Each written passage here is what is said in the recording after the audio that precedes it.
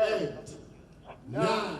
Finance Minister Matia Kasaija presented the budget strategy for the next financial year, citing no significant changes from the current budget.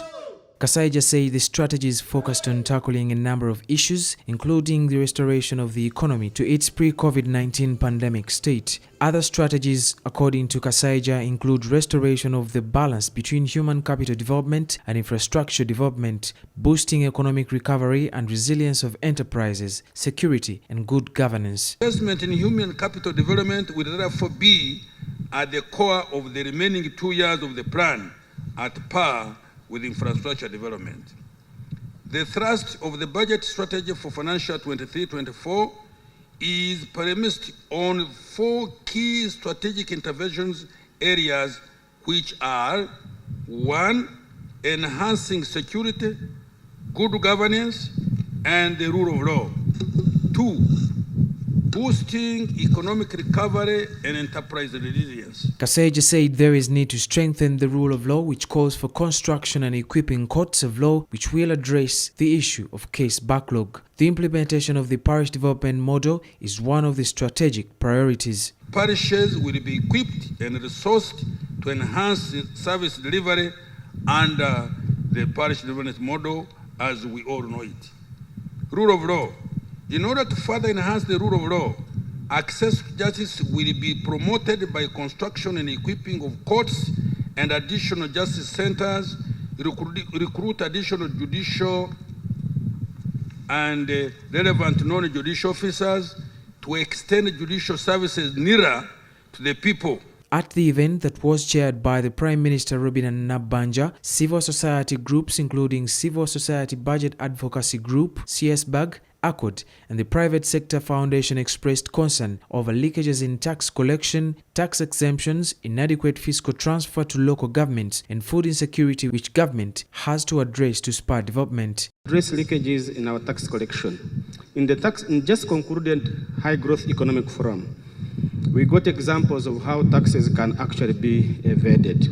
One way was where you receive an invoice from the exporting country.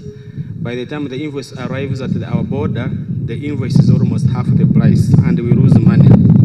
It is like the US, I see the US mission director here.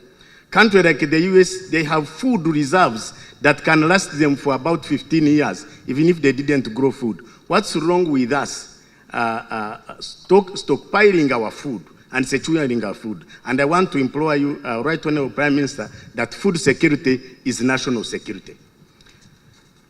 This money comes, but under the hybrid procurement, where the central government is supposed to get contractors through a hybrid arrangement and send them to local governments, we have not been able to lay even a foundation for one seed secondary school since 2020.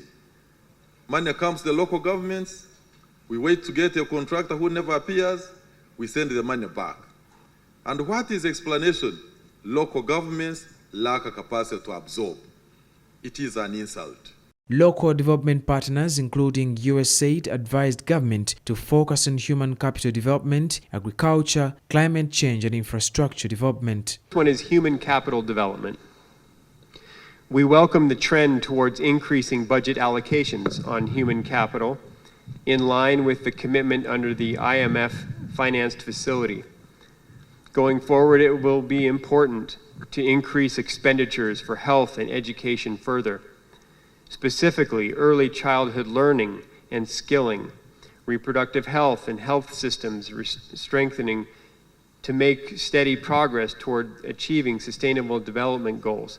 Nabanja, on behalf of President Museveni, said the budget needs to focus on agreed areas in the National Development Plan 3, the implementation of the parish development model, civil service salary reviews, and addressing the dangers of climate change.